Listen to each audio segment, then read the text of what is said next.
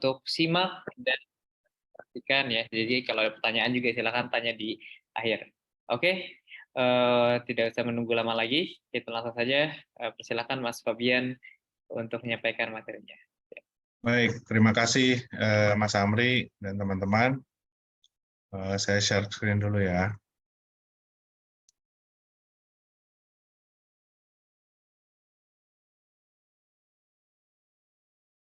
Oke, udah muncul ya? Sudah muncul.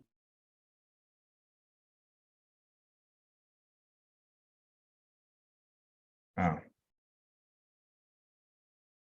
Oke, selamat malam teman-teman. Nama saya Fabian Firdaus Wirya. Sehari-hari saya bekerja sebagai pengusaha dan juga swing trader. Nah, saya di sini mewakili The Trade Squad, sedang bekerja sama dengan Pinatrade untuk berbagi pengetahuan kami terhadap teman-teman semua malam ini.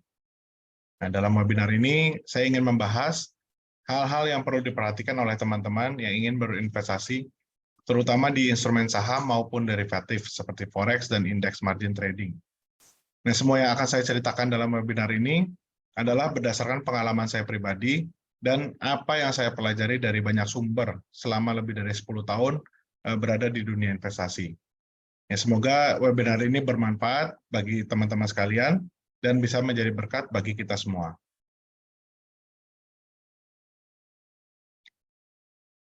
Baik, teman-teman, sekarang kita masuk ke dalam topik memilih instrumen investasi yang baik dan cocok dengan kita.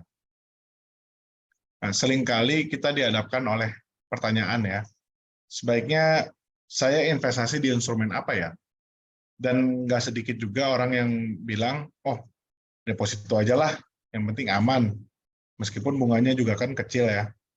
Tapi ada juga yang berkata lebih baik di saham aja, karena bisa memberikan keuntungan yang besar. Nah, pada dasarnya, sebelum kita memilih instrumen investasi tersebut, kita harus paham juga dengan karakteristik dari masing-masing instrumen.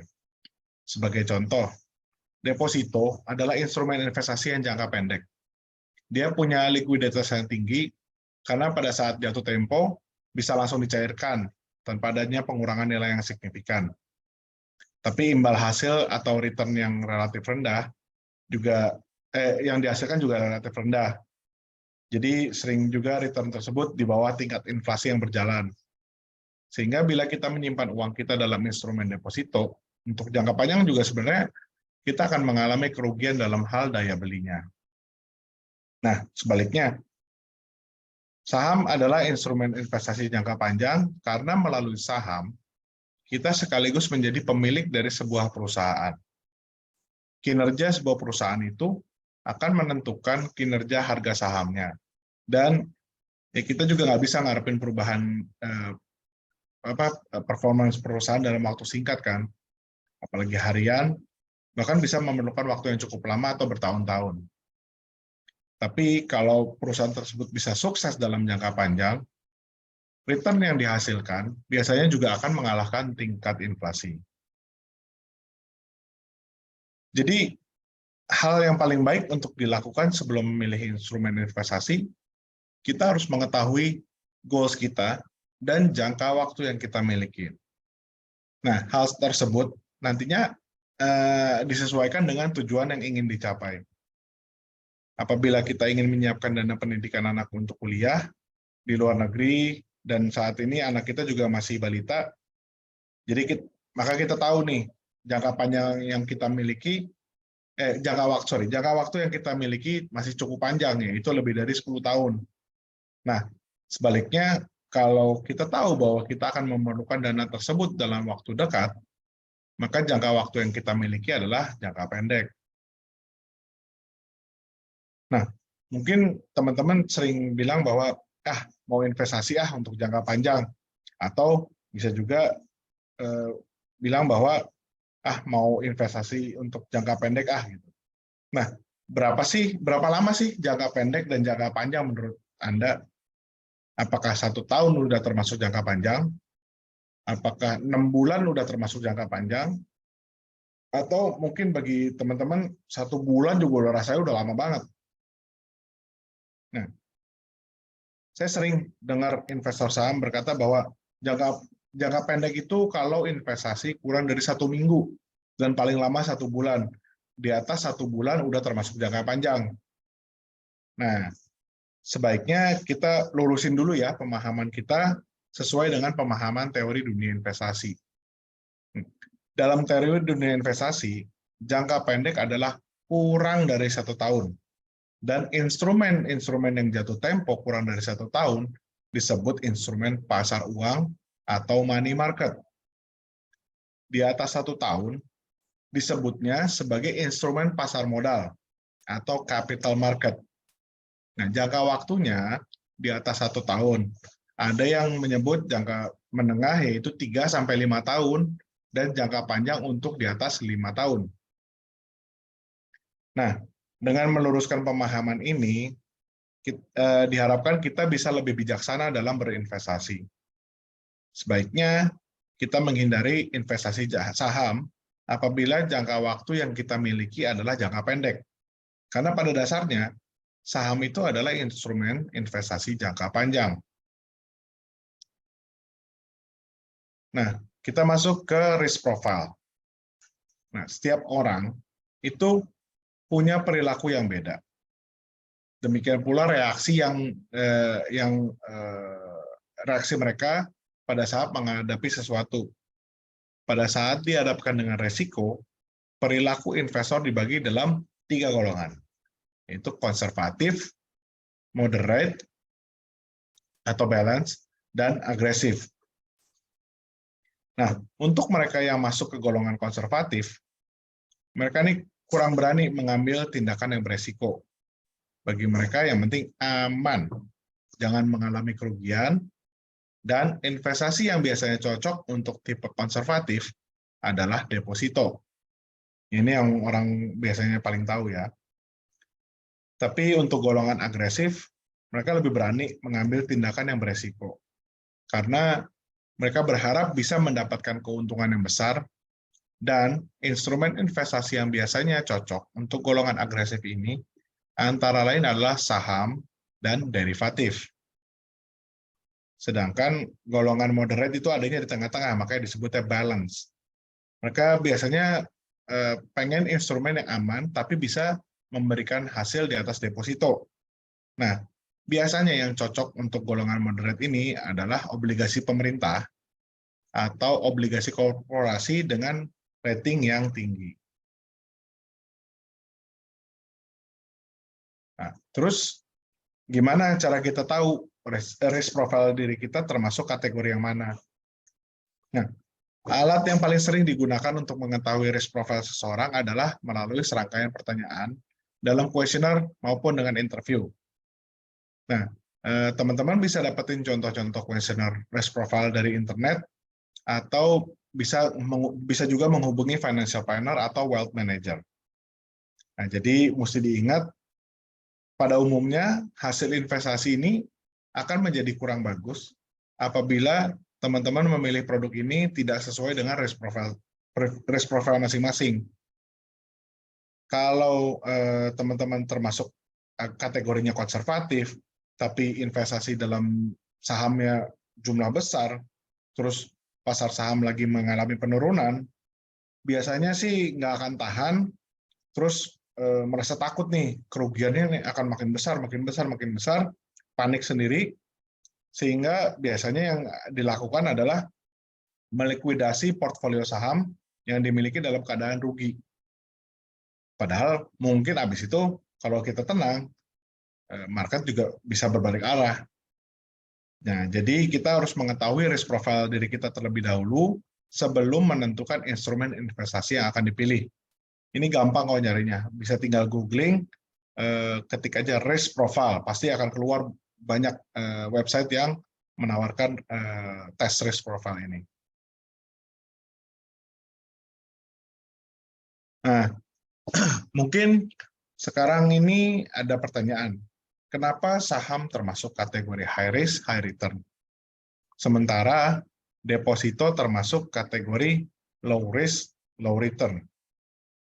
Nah, berikut ini saya akan jabarkan data yang saya olah dari Federal Reserve dan Yahoo Finance selama 30 tahun.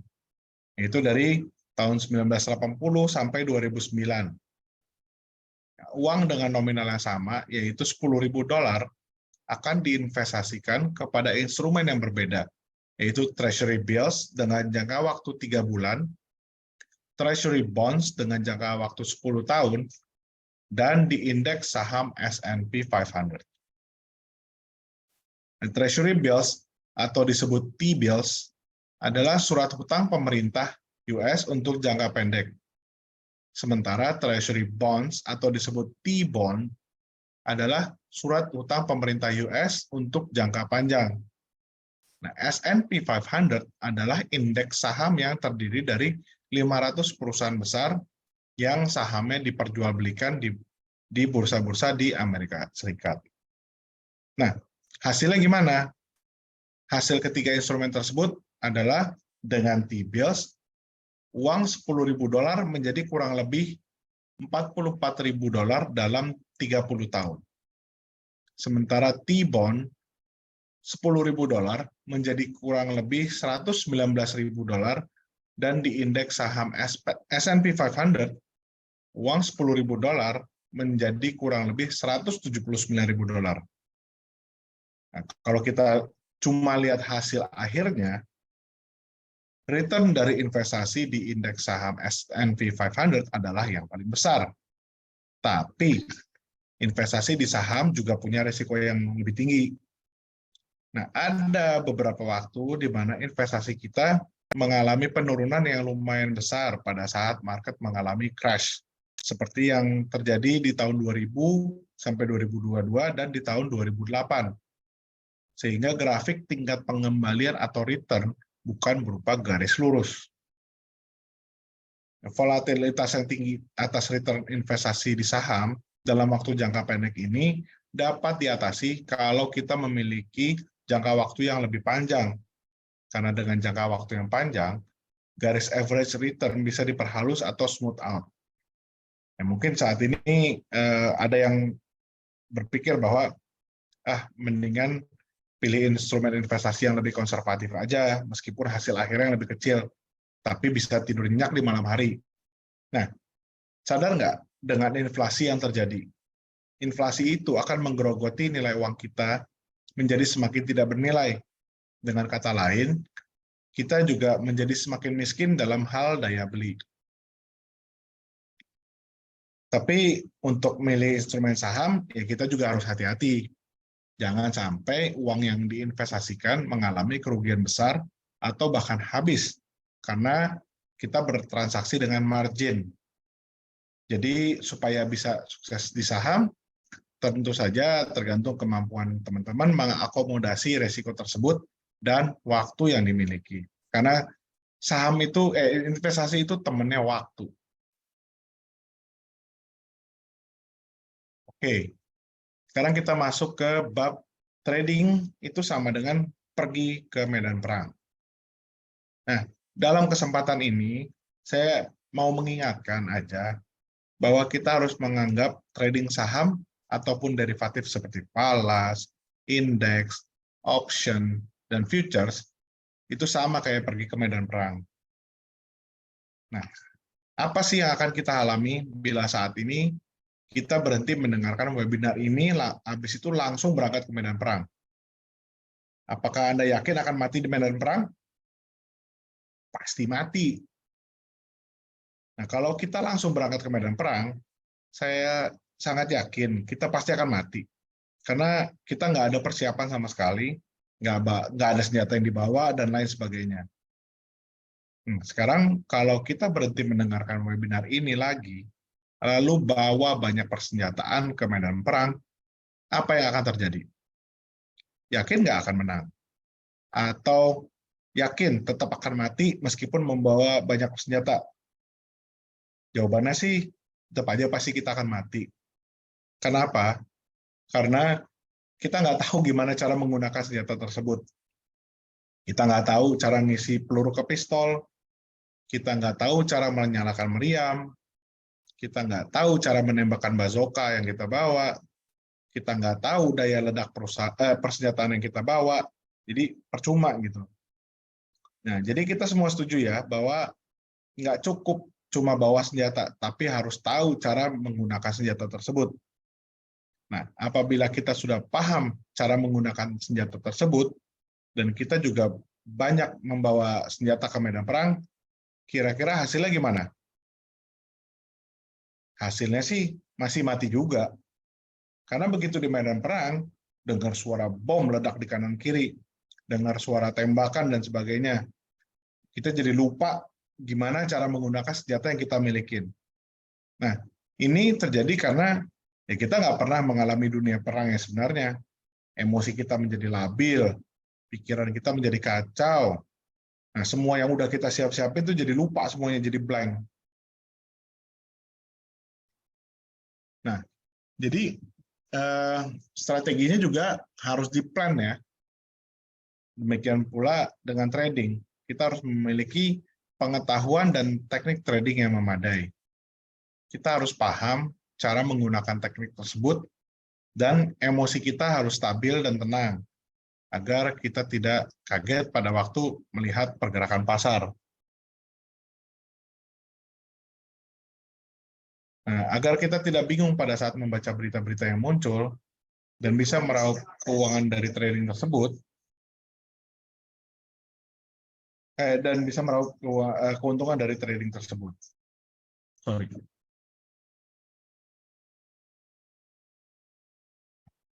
Oke, lanjut. Nah, kita masuk ke bab metode MMS of trading. Agar kita sukses investasi maupun trading, seorang investor itu harus memiliki MMS ini, yaitu modal, mental, dan strategi, atau capital, mental, and strategy. Kalau ada orang yang berpikir bahwa dia punya banyak uang, sehingga nggak perlu deh strategi dan mental, maka dia bisa mengalami kerugian yang amat sangat besar. Dan saya udah lihat banyak sih orang yang mengalami kerugian besar karena mereka hanya mengandalkan modal aja. Top up terus, uang habis, top up terus. Ya jadinya sama kayak judi gitu akhirnya.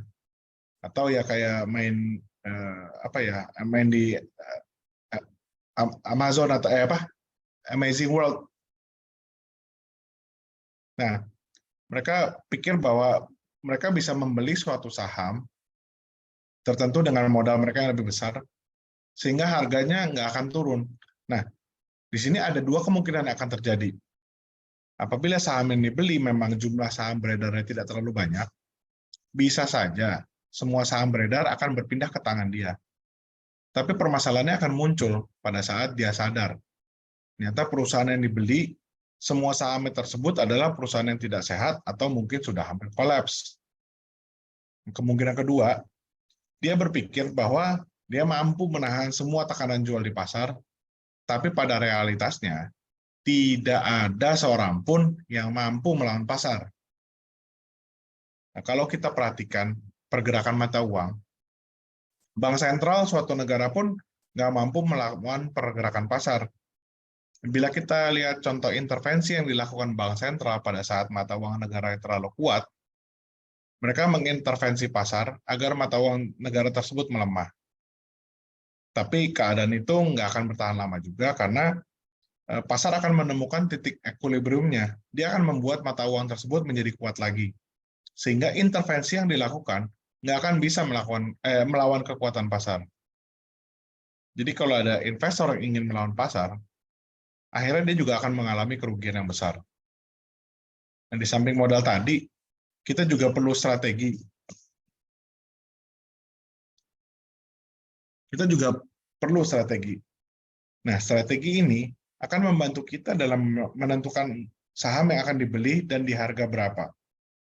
Demikian pula, kita akan menentukan di harga berapa saham tersebut akan dijual. Alasan apa yang membuat kita memutuskan untuk menjual, dan gimana kalau ada kejadian yang tidak sesuai ekspektasi awal. Nah, itu semua ditentukan dalam strateginya. Jadi kalau kita berinvestasi tanpa strategi, kita bisa analogikan seperti membangun rumah tanpa adanya rancangan arsitek dan gambar strukturnya yang detail gitu. Mungkin teman-teman pernah nggak ketemu orang yang membangun rumah tanpa adanya gambar arsitek dulu. Jadi mereka langsung bangun aja tuh temboknya. Terus kalau misalkan temboknya nggak tepat atau ruangannya salah, terus dibongkar lagi, terus dibangun lagi di tempat yang baru. Ya mungkin ada ya, tapi pasti jarang banget kan. Nah, semua orang rata-rata pasti menyiapkan gambar yang lengkap sebelum memulai membangun. Nah, sama juga dengan investasi. Kita siapkan dulu strategi yang jelas atas rencana investasi kita, tuliskan strategi investasi tersebut di atas kertas atau di Excel Nah, lakukan itu sebelum kita mulai investasinya. Karena sebelum kita mulai, pikiran kita tuh masih jernih, nggak ada gangguan. Jadi biasanya pas pikiran masih jernih itu, dihasilkanlah pemikiran dan strategi yang terbaik. Nah, kalau kita udah punya modal dan strategi, itu nggak akan lengkap tanpa yang satu ini, yaitu mental. Mental yang penting dalam investasi adalah disiplin. Tanpa disiplin yang kuat, kita akan dengan mudah tidak menjalankan rencana yang sudah ditetapkan. Kita akan mudah dipengaruhi oleh rumor-rumor ataupun hal-hal lain yang mengakibatkan strategi terbaik yang sudah disiapkan dengan pikiran jernih tadi jadi kacau, jadi lupa, jadi blank. Gitu. Jadi pastikan teman-teman memahami konsep MMS ini, modal, mental, dan strategi. Nah, berikutnya kita masuk ke diversifikasi versus konsentrasi. Dalam dunia investasi ini, kita sering mendengar konsep diversifikasi. Konsep ini biasanya digambarin dengan jangan meletakkan semua telur di dalam satu keranjang. Karena kalau keranjangnya jatuh, telurnya akan pecah semua, pasti sering dengar kan? Nah, kalau kita punya beberapa keranjang untuk menyimpan telur tersebut, maka kalau salah satu keranjangnya jatuh, paling nggak kita masih punya telur lain di keranjang yang lain. Begitu juga di dunia investasi. Kalau kita meletakkan semua harta kita dalam satu instrumen investasi saja, berarti kita belum melakukan diversifikasi. Contohnya, kalau kita menyimpan semua uang dalam instrumen deposito, berarti kita belum melakukan diversifikasi sama sekali. Nah, dan juga kalau misalkan kita cuma beli satu macam saham saja, berarti kita juga belum melakukan diversifikasi. Karena kalau perusahaan yang dibeli sahamnya itu bermasalah, terus akhirnya pilot, terus sahamnya dikeluarkan dari bursa, maka kita akan mengalami kerugian yang besar dan kehilangan seluruh modal.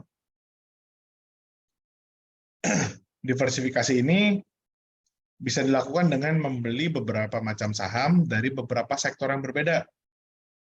Kalau memungkinkan dari beda negara pula, tapi ya biasanya rata-rata orang sini belinya di IHSG aja ya. Jadi dari 9 sektor kita misalkan beli satu gitu, itu nggak apa-apa. Nah, kalau ada satu perusahaan yang bermasalah, maka portfolio kita juga masih relatif aman, karena saham-saham yang lain masih tetap sehat, atau mungkin nanti mengalami kenaikan. Nah, dari penjelasan yang tadi, kita bisa memahami bahwa diversifikasi adalah sebuah konsep yang sangat baik untuk dilakukan. Nah, tapi teman-teman pasti tahu lah ini orang, Warren Buffett. Nah, Warren Buffett ini nggak suka diversifikasi. Dia lebih cenderung menggunakan konsep konsentrasi. Konsentrasi artinya kita tidak membagi telur ke dalam banyak keranjang selama keranjang tersebut masih mampu menampung telur-telur kita. Maka semua telur akan dimasukin ke keranjang tersebut sampai penuh. Nah, kalau udah nggak cukup lagi, baru tambahin keranjang yang lain. Alasan dari Buffett juga sederhana sih. Beliau berargumen bahwa dengan konsentrasi, maka jumlah saham yang perlu diperhatikan dan dipantau akan menjadi lebih sedikit, sehingga perhatian yang diberikan bisa lebih besar dan lebih dalam. Nah, dengan konsentrasi ini, Buffett berharap keuntungan yang dihasilkan bisa lebih maksimal. Nah, dalam kesempatan ini, saya mau mengingatkan teman-teman sekalian bahwa diversifikasi itu tujuannya untuk mengurangi resiko, bukan memaksimalkan keuntungan. Jadi Buffett bisa berhasil melakukan investasi dengan konsep konsentrasi karena dia memang setiap hari melakukan analisa atas perusahaan-perusahaan tersebut sampai dia benar-benar yakin atas keputusan pembeliannya. Nah, kalau teman-teman yakin juga atas kemampuan dalam memilih saham dan mau memaksimalkan keuntungan yang bisa diperoleh, mungkin teman-teman bisa melakukan investasi dengan cara konsentrasi. Tapi kalau misalkan rasanya masih kurang mampu, ya nggak ada salahnya juga kita melakukan investasi dengan cara diversifikasi.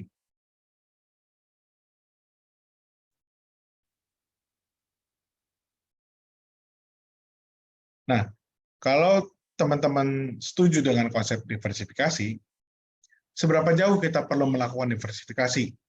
Kita harus sesuaikan dengan dana yang diinvestasikan karena diversifikasi akan menyebabkan biaya yang lebih tinggi.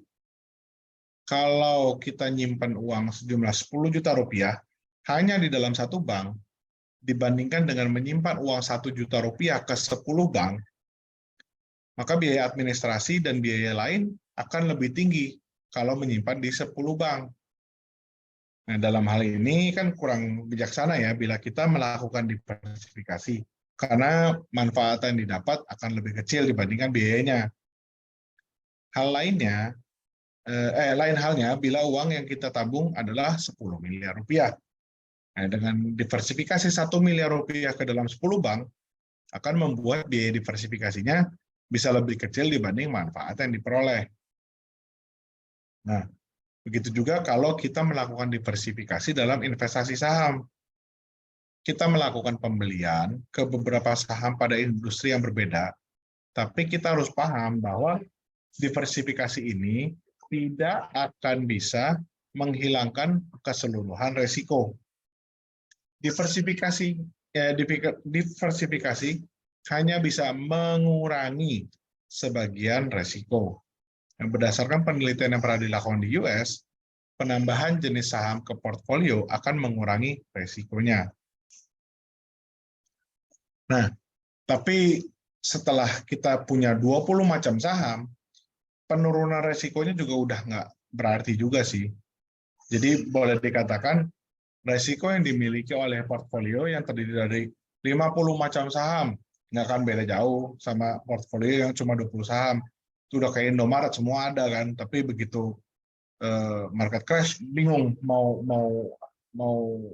cut loss yang mana gitu. Dan makanya semakin banyak macam saham yang kita yang kita miliki, maka akan lebih merepotkan buat kita. Coba bayangin ya kayak tadi nih, kita mau menjual semua portfolio saham, ada 100 macam saham, terus mesti jual satu persatu sebanyak 100 kali. Nah, ini kan juga nggak makan waktu yang sedikit ya. Ya mungkin kalau dipindah kan ada bisa dibantu dengan auto order ya, tapi kan tetap aja untuk memperhatikan 100 auto order itu akan melelahkan gitu. Nah, jadi kalau penjualan dilakukan pada saat pasar mengalami penurunan, keterlambatan pemrosesan transaksi karena banyaknya order juga akan mengakibatkan kita mengalami kerugian tambahan karena mendapatkan harga jual yang lebih rendah.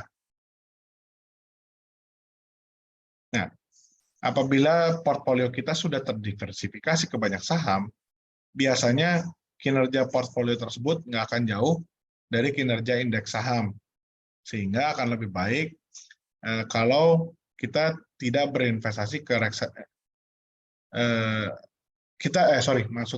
sehingga akan lebih baik kalau kita berinvestasi ke reksadana indeks ataupun ETF, yaitu Exchange Traded Funds yang berbasis indeks saham.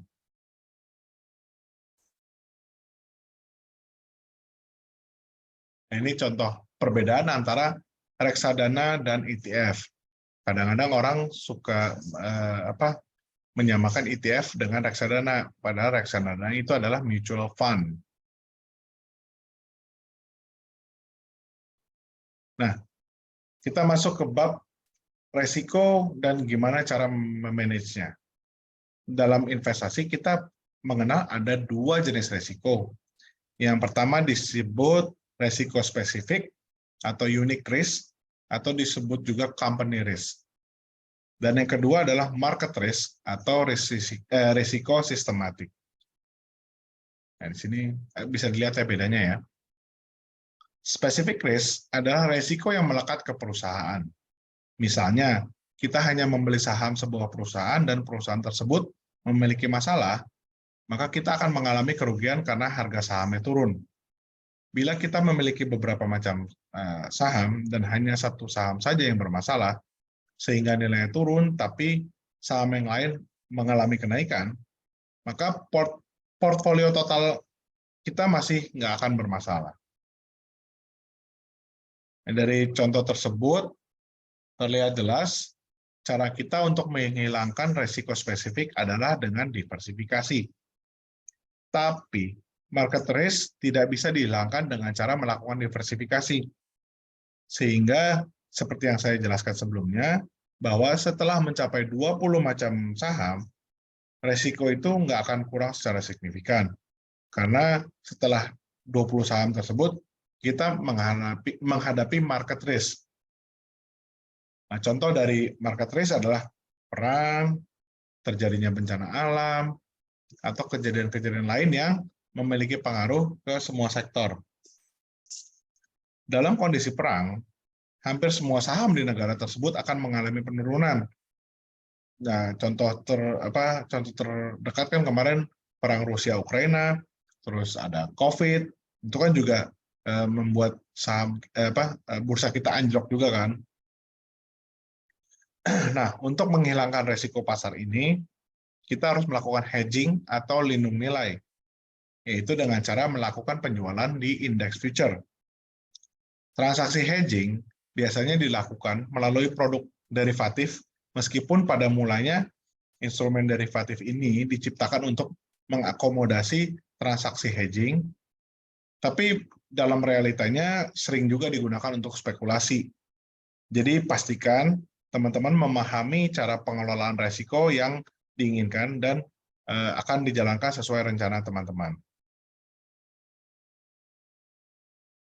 Berikutnya kita masuk ke trading plan dan disiplin. Orang yang berhasil meraup keuntungan dalam investasi pasti punya disiplin yang tinggi. Disiplin yang dimaksud antara lain adalah disiplin membuat trading plan sebelum memulai transaksi, dan disiplin menjalankan trading plan yang dibuat. Apabila kita masih belum bertransaksi, maka pikiran kita akan jernih, sehingga kita bisa membuat trading plan dengan objektif. Kita akan menentukan level harga di mana kita akan melakukan pembelian, di mana kita akan jual, berapa lama investasi itu akan kita tahan, apa yang harus dilakukan kalau ternyata ada kejadian yang berlawanan dengan ekspektasi kita, dan lain sebagainya. Nah, semua itu akan dilakukan dengan jernih. Nah, tapi kalau kita sudah bertransaksi, terus ingin membuat trading plan, maka kita akan terpengaruh nih. Plannya nggak akan sebagus kalau kita udah bikin duluan.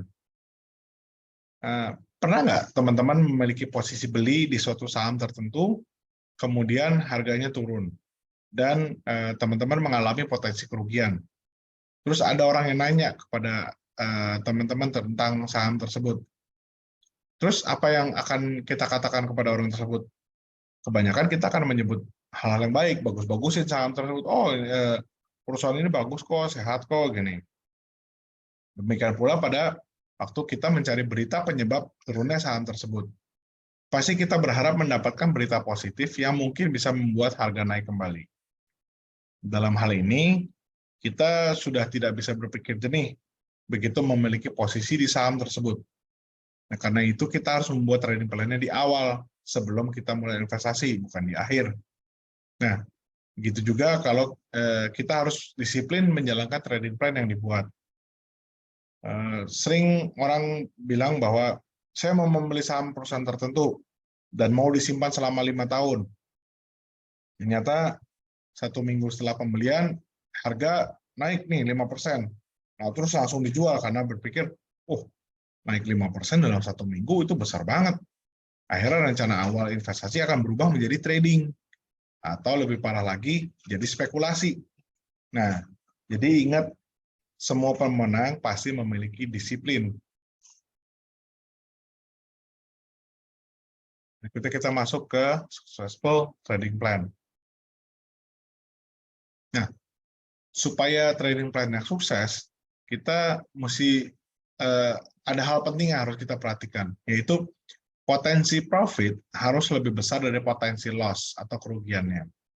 Contohnya, kita mau membeli suatu saham, katakan di harga Rp3.000 ya. Terus kemudian kita lihat bahwa potensi keuntungan yang bisa didapat adalah Rp500, tapi resiko yang mungkin timbul adalah 1.000. Nah, maka peluang transaksi ini sebenarnya tidak memberikan return yang sepadan dengan resiko yang kita hadapin. Jadi, kalau Anda menemukan suatu kondisi seperti contoh tersebut, mendingan jangan melakukan transaksi atas peluang tersebut. Nah, tapi kalau misalkan potensi profitnya yang ada adalah 1.000 dan resikonya hanya Rp500, nah baru opportunity itu layak untuk ditransaksikan. Nah, kenapa potensi profit harus lebih besar dari potensi loss? Mungkin teman-teman pernah dengar orang ngomong, dalam 10 kali transaksi terakhir, saya mendapatkan keuntungan 9 kali dan rugi cuma 1 kali loh. Nah, terus gimana pendapat teman-teman tentang kondisi tersebut? Hebat kan? Bisa untung 9 kali, rugi cuma 1 kali. Tapi 1 kali kerugian itu bisa jadi lebih besar dari total 9 kali yang menang. Nah, terus gimana pendapatnya sekarang? Tentu kita nggak mau kan menjalani kejadian serupa gitu. Jadi win rate-nya tinggi, tapi net profit-nya minus gitu. Nah, oleh karena itu pastikan Anda memiliki rasio profit dan loss yang bagus. Nah, kita masuk ke trading position. Nah, dalam investasi, kita akan selalu dihadapkan pada kondisi mendapatkan profit atau mengalami kerugian. Nah, apa yang kita lakukan kalau posisi kita mengalami kerugian? Seringkali kita mendengar let the profit run and cut the losses short. Ini dari Jesse Livermore ya, yang artinya kita harus berani membuang posisi yang merugi secepatnya, sementara posisi yang menguntungkan ditahan aja terus sampai mencapai profit yang maksimal atau kena kena trend line gitu. Tapi pada kebanyakan orang yang saya temuin, mereka pasti melakukan hal yang sebaliknya. Mereka buru-buru mengambil profit, meskipun profit tersebut masih kecil-kecil, dan membiarkan kerugian menjadi besar, terus tahan terus. Minus gede ditahan, untung kecil disikat.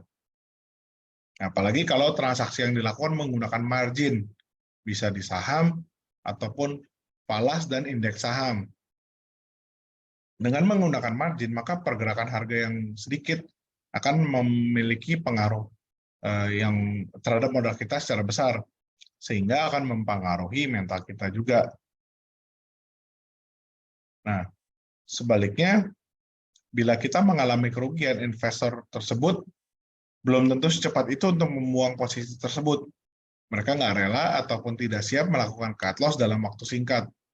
Demikian pula dengan transaksi saham menggunakan margin. Nah, itu biasanya nggak siap tuh buang posisi yang rugi, tapi ya tadi diajak profit taking bisa cepat ngelakuinnya. Traders behavior. Nah, percaya nggak kalau saya mengatakan perilaku kita dalam hidup keseharian akan mempengaruhi perilaku kita dalam berinvestasi maupun trading. Nah, coba lihat ilustrasi berikut. Apa yang kita lakukan kalau misalkan kita baru aja membeli baju baru, tapi pas di rumah, kok kayaknya bajunya kurang pas ya? Nah, biasanya apa yang dilakukan? Apa langsung dibuang? Atau langsung dikasih ke orang lain? Atau akan disimpan dulu? mungkin dengan harapan suatu waktu bisa pas lagi nih dengan baju itu.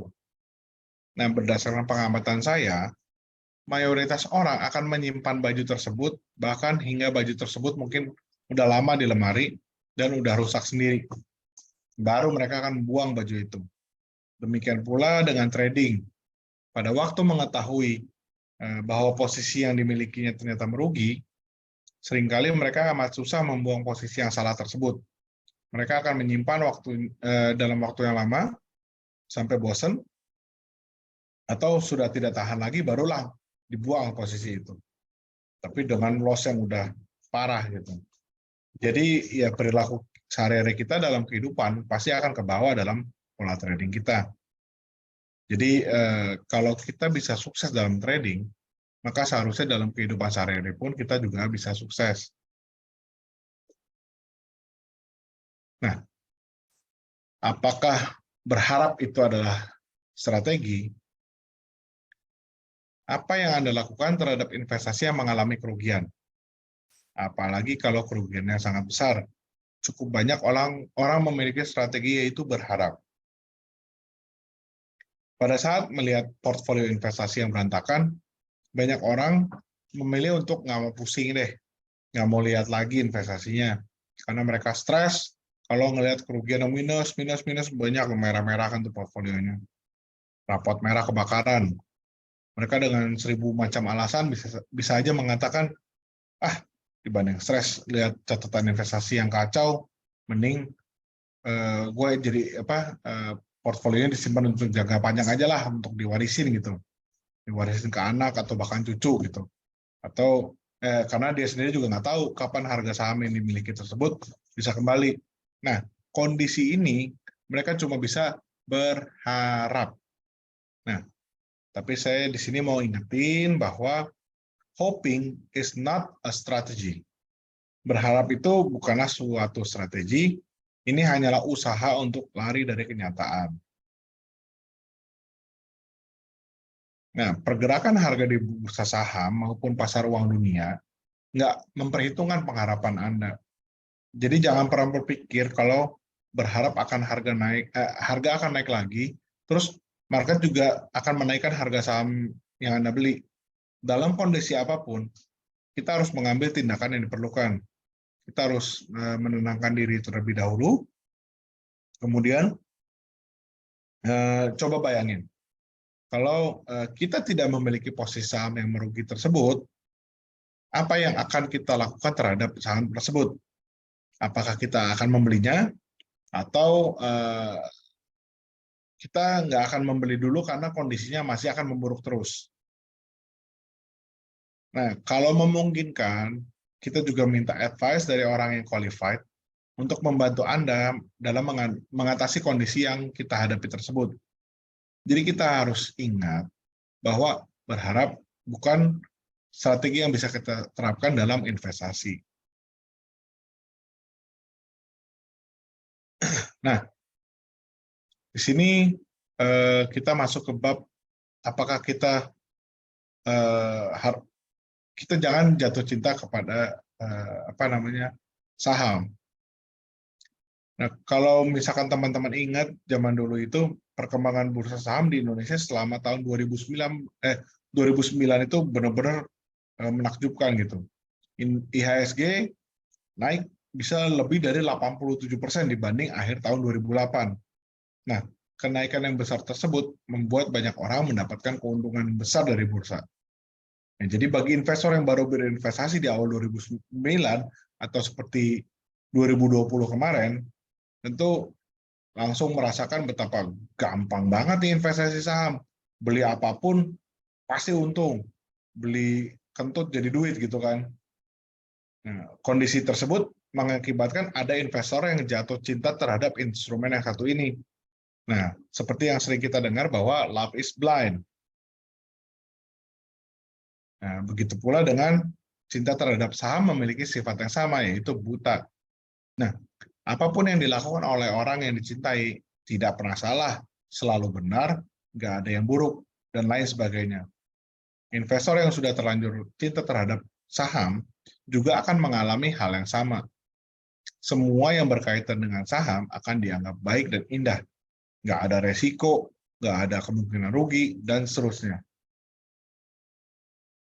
Nah, kalau ada orang yang ngasih tahu tentang resiko dari saham tersebut, mungkin orang tersebut dianggap tidak becus dalam berinvestasi saham, sehingga nggak bakalan digubris, nggak bakalan didengerin.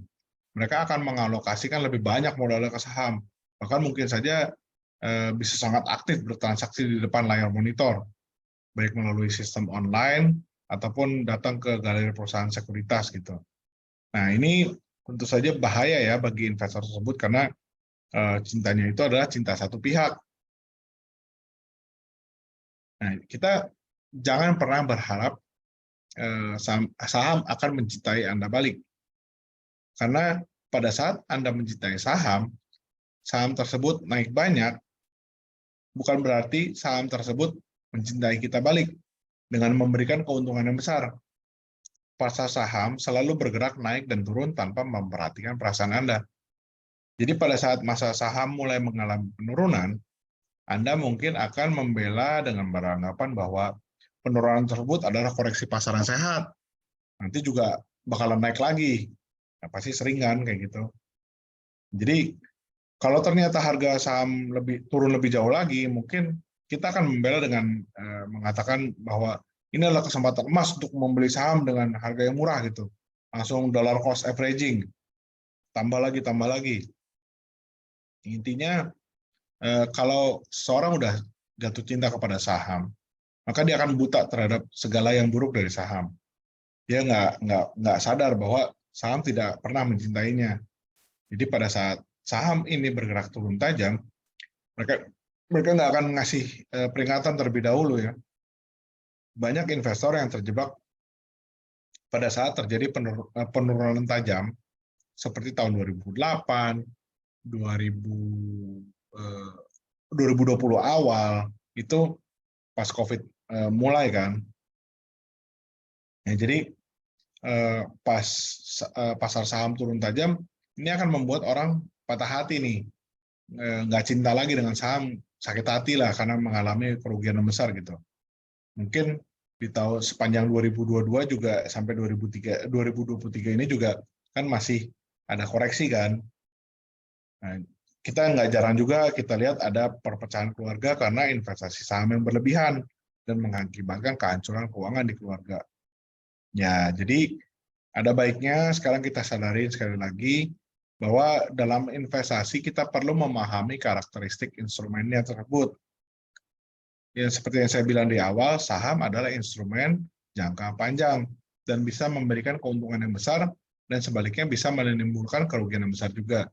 Jadi kita harus belajar teknik dan strategi yang diperlukan dalam investasi supaya kita tahu dan mengerti tindakan yang harus dilakukan pada saat yang tepat. Nah, teknik dan strategi. Teknik dan strategi yang diperlukan oleh seorang investor adalah alokasi aset yang sudah disesuaikan dengan risk profile investor tersebut, yang tadi teman-teman bisa googling risk profile quiz-nya, terus money management, serta analisis fundamental dan teknikal. Ini nanti kan akan dibawakan oleh rekan-rekan saya juga dari tim Trade Squad. Nah, jadi inilah bedanya fundamental dan teknikal. Jadi supaya tidak ketukar ya untuk yang belum tahu. Nah, jadi bagaimana dengan teman-teman? Apakah sudah menguasai teknik dan strategi yang diperlukan dalam investasi? Nah, di sini saya memperkenalkan Wisdom of Sir John Templeton. Sir John Templeton ini termasuk salah satu dari investor legendaris di bursa saham. Salah satu ajarannya yang perlu kita pahami adalah bull market lahir pada waktu market pesimis. Bull market tumbuh pada waktu market skeptis. Bull market matang atau dewasa pada waktu market optimis. Dan bull market mati pada waktu market euforia. Jadi seringkali pada saat harga saham mengalami penurunan dramatis, banyak orang mengalami kerugian dalam jumlah yang besar. dan akhirnya market menjadi pesimis ya. Pada kondisi ini sebenarnya baru lahir bull market yang baru. Karena bull market masih baru lahir, sebagai bayi dia juga belum bisa kan berbuat banyak gitu. Seiring waktu, bull market yang mulai tumbuh, pada saat itu harga saham mulai mengalami kenaikan. Nah, tapi market masih skeptis nih. Kenaikan harga sahamnya nggak ditanggapi dengan serius. Masih banyak yang nggak percaya bahwa indeks bisa naik lagi karena udah kapok biasanya kan. Nah, terus begitu harga mulai naik lagi, market mulai optimis terhadap saham, berita-berita yang beredar juga positif, dan aktivitas transaksi meningkat. Nah, ini menandakan bahwa bull market masuk fase matang atau mature. Nah, di tahap ini, orang mulai banyak mendapatkan keuntungan dari bursa saham. Fase ini lanjut lagi nih ke euforia, di mana bursa saham jadi rame, orang menganggap bahwa investasi saham resikonya kecil, itu seperti comeback-nya 2020 tuh di bulan Maret, di bulan April tuh kan udah mulai bangkit lagi tuh ESG. Nah, bahkan dianggap tidak ada resikonya juga karena bisa mendapatkan keuntungan dengan mudah. Nah, apabila ada investor yang transaksi dengan margin, biasanya akan terus meminta kenaikan plafon guna memaksimalkan keuntungan. Nah, pada saat euforia ini, sebenarnya bull market baru aja mati.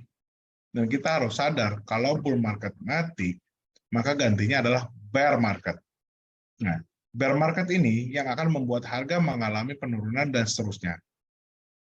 Siklus ini akan berputar terus-terusan, bear bull gitu. Berikutnya adalah Wisdom of John Maynard Keynes. John Maynard Keynes ini adalah ekonom yang terkenal di tahun 1900-an. Nah, salah satu ajarannya yang harus dikuasai oleh trader dan investor adalah market can stay irrational longer than you can stay solvent. Nah, hal ini harus diperhatikan, terutama oleh teman-teman yang mau bertransaksi pakai margin. Contohnya, jika kita membeli saham dengan menggunakan margin dan leverage yang digunakan adalah 1:2 gitu. Artinya kita nyiapin modal sendiri sebesar 1.000, maka kita bisa membeli saham senilai 2.000. Nah, kalau saham tersebut mengalami penurunan dengan nilai sebesar 10%, maka nilai kerugian yang dialami adalah 10% dari 2.000, yaitu 200. Nah, nilai 200 ini adalah 20% dari modal awal yang kita sebesar 1.000 tadi. Nah, tapi kalau saham tersebut mengalami kenaikan sebesar 10%, maka nilai keuntungannya juga 10% dari 2.000, yaitu 200. Dan kita mendapatkan keuntungan 20% dari modal awal. Nah, dalam transaksi margin, kalau harga bergerak berlawanan dengan posisi yang kita miliki, kita mengalami kerugian. Dan kerugian yang timbul ini tidak boleh lebih besar dari modal awal yang disiapin. Karena biasanya bila kerugian yang terjadi tidak cukup besar, sehingga modal awal kita sudah hampir habis, kita akan dikenakan yang namanya margin call. Dengan kata lain, kita harus menambah modal lagi ke dalam rekening tersebut. Nah, apabila kita tidak mampu menyediakan dana tambahan yang diminta, maka posisi yang kita miliki bisa dilikuidasi semuanya, dan kalau kebetulan lagi loss, ya akan terrealisasi semua loss-nya gitu. Nah, terkait dengan ajaran si John Maynard Keynes tadi, dia mengingatkan bahwa harga bisa bergerak secara tidak rasional lebih lama dari kemampuan kita untuk selalu memenuhi margin call. Nah, contohnya, kalau kita beli saham perusahaan yang bagus dengan margin, kemudian harga saham tersebut turun, sehingga kita diminta menambah dana. Dalam contoh ini, kita harus mengatur cash flow kita sebaik mungkin, agar jangan sampai posisi yang kita miliki dilikuidasi dengan kerugian yang besar. Jadi, pastikan kita memiliki money management yang baik dalam melakukan investasi. Jadi saya berharap webinar ini sangat membantu teman-teman dalam melakukan investasi. Sekian dan terima kasih banyak. Saya kembalikan kepada Mas Amri.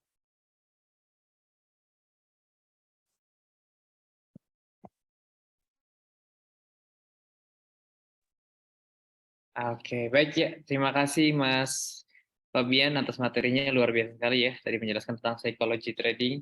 Yang penting buat teman-teman di sini, poinnya adalah ketika ingin memulai suatu investasi, baik itu saham atau reksadana atau apapun itu, pahami dulu resiko yang terjadi gitu. Jadi kita udah tahu profil resiko kita seperti apa ya.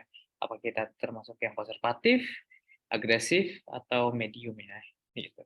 Moderat ya, atau moderat. Jadi teman-teman perlu pahami itu dulu sebelum terjunnya gitu. Nanti strateginya dari saya itu bisa kebaca, oh saya long investor gitu kan, terus saya bisa day trading gitu. Karena semuanya akan kembali lagi ke psikologi kita. Oke, baik. Buat teman-teman yang di sini yang ingin bertanya, silahkan ya lewat kolom chat. Nah, kita udah ada nih. Oh ini mah komen ya dari Mas Suginto. Mantap Mas Fabian pakai kaos Superman. Amin. Kemungkinan terbang seperti apa nih? Saham apa nih Mas yang kira-kira terbang? Besok. Mungkin bisa dilihat di trading ideas rekan kita Christian ya, Oh iya, nanti di iya, website-nya Pina. benar. Teman-teman juga bisa cek di situ ya. Oke, baik. Teman-teman juga yang belum punya trading ideas bisa untuk daftar gitu kan. Udah muncul? Masih ini sih. Sorry. Iya, buat teman-teman juga yang Oke, nah ya, yang buat belum punya RDN Pinatrade bisa langsung buka ya di website Pinatrade langsung dengan klik link berikut ya, daftar Pinatrade atau langsung ketik Pinatrade-nya juga bisa. Dan jangan lupa masukkan kode PNFF ya. Oke, jadi itu teman-teman jangan lupa daftar Pinatrade pakai kodenya PNFF. Oke, ada pertanyaan lagi mungkin dari teman-teman? Kita tunggu 1 menit kali ya.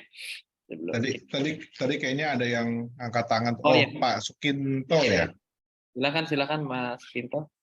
Halo, malam Malam Mas Pak Fabian. Sukinto. Gimana Malam. kabarnya? Baik-baik ya? Alhamdulillah baik. Sip. Ini presentasinya luar biasa nih ya, Mas Fabian ya. Terima kasih. Mas Fabian. Ini Mas Fabian, saya ingin tanya nih ya ke Mas Fabian ya. Kalau di saham itu kan kita punya 2 strategi nih, secara kita analisa dengan teknikal dan fundamental. Ya. Bisa nggak kita menggabungkan 2 strategi ini untuk di saham? Sorry, agak keputus Pak. Boleh tolong diulang? Sorry. Di saham kan kita tahu ada 2 strategi ya, technical dengan seorang trader dan fundamental seorang Fundamental. investor. Ya. Apakah bisa kita mengkombinasi atau hybrid 2 strategi ini, terutama untuk di saham? Jadi menggunakan technical dan menggunakan fundamental. Bisa nggak kalau menurut Mas Fabian? Baik, terima kasih. Pertanyaannya bagus.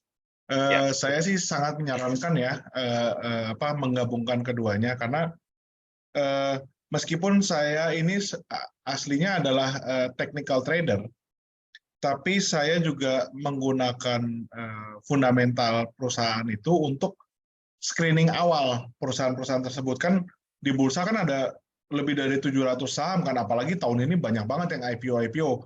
Sampai saya juga nggak semuanya tahu saham-saham baru itu apa gitu. Jadi untuk mempermudah itu, saya screening dulu dari awal. Saya nggak usah repot-repot, kita pakai aja yang quick ratio. Kalau nggak salah di Pina udah lagi dikembangkan ya, Mas Amri, Ya. Stock screener-nya. Jadi Ya, nanti mungkin bisa dipakai. Itu paling yang saya gunakan hanyalah price earning ratio atau PER, terus DER, yaitu debt equity ratio, terus apa lagi ya, return on equity, ROE, terus dividen. Saya salah satu yang penyuka dividen. Kenapa? Karena ya menurut saya sambil nunggu dapat uang pelipur lara lah kalau misalkan lagi market ada bergejolak gitu. Gitu. Jadi saya sangat menyarankan itu digabungkan. Jadi setelah setelah di screening kan udah tinggal dikit tuh hasilnya. Kira-kira mana yang sesuai sama apa namanya kategori yang kita suka. Barulah kita menggunakan technical analysis untuk mengetahui di mana kita mau membeli, di mana kita cut loss, dan di mana kita profit taking. Gitu. Semoga menjawab ya, Pak. Oke, saya tanggapin sedikit ya, Mas Fabian. Jadi menurut Ya. Mas Fabian, kita bisa menggunakan hybrid strategi ya. Jadi Ya. kita untuk memilih saham kita menggunakan fundamental, sedangkan kalau untuk entry dan exit kita menggunakan technical. Itu ya Mas Fabian Ya. ya. Oke, baik. Betul, betul. Nah, oke, ada suatu masalah Mas Fabian kalau kita menggunakan kedua-duanya ini. Ya. Kadangkala kita menggunakan secara fundamental nih. Fundamental perusahaannya bagus nih, ya kan? Perusahaannya bagus, dia punya ROE tumbuh terus ya. Dia punya debt, posisinya kecil ya. Kemudian kita lihat gross profit margin-nya di atas 30% ya. Semuanya bagus. Oke. Beserta dengan valuasinya pun kita lihat dia di under value, misalnya kita menggunakan valuasi EBITDA misalnya.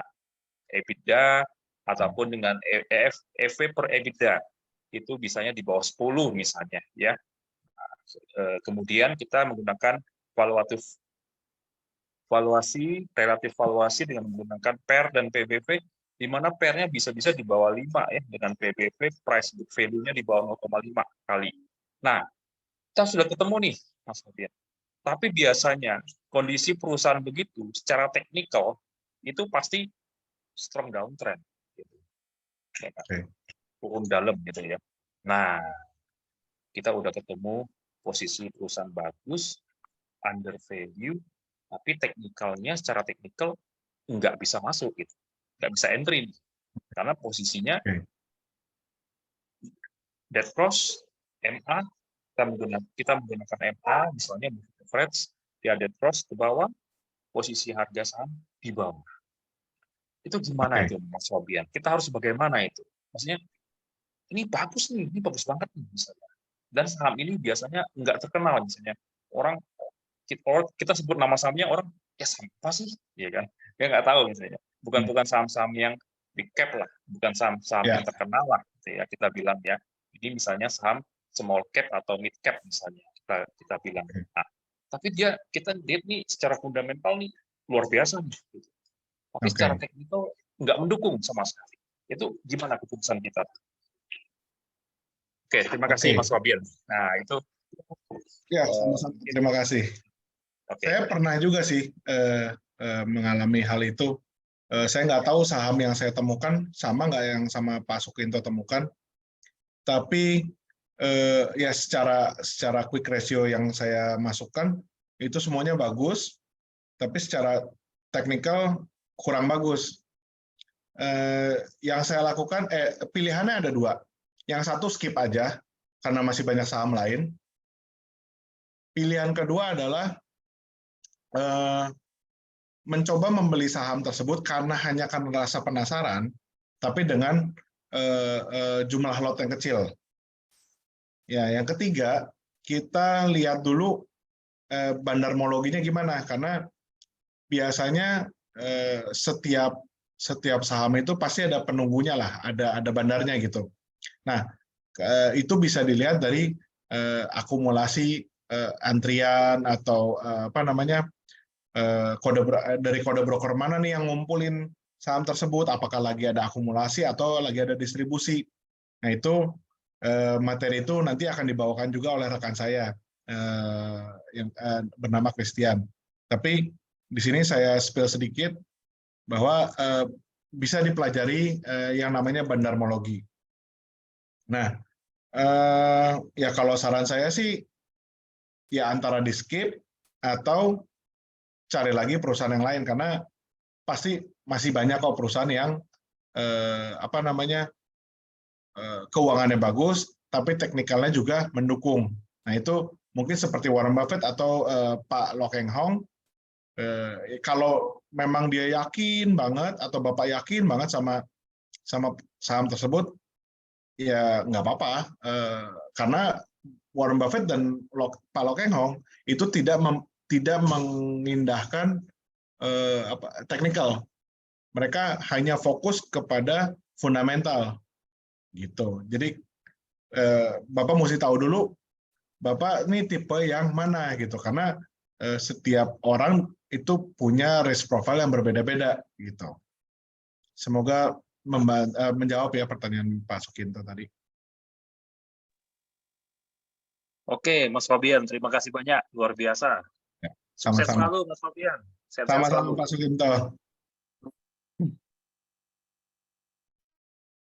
Oke, baik ya. Terima kasih Mas Fabian udah menjawab dan Mas Sukinto juga ya. Mungkin karena sudah tidak ada pertanyaan lagi, kita mungkin bisa cukupkan sekian perjumpaan kita malam hari ini. Semoga ilmu-ilmu yang disampaikan tadi oleh Mas Fabian bisa bermanfaat buat semuanya dan juga jadi pembelajaran untuk kedepannya. Oke, mungkin kita tutup sekian pertemuan kita kali ini dan juga jangan lupa membaca hamdalah dan alhamdulillahirrahmanirrahim dan selamat malam. Alhamdulillah. Oke. Terima kasih Mas Fabian. Kita tutup acara malam hari Selamat ini. malam, terima kasih. Terima kasih Pak Samri. Terima kasih Pak Sukinto, Pak Syahrul, Pak Aditya, Pak Dana. Terima kasih, Saya izin Mas pamit Fabian. ya.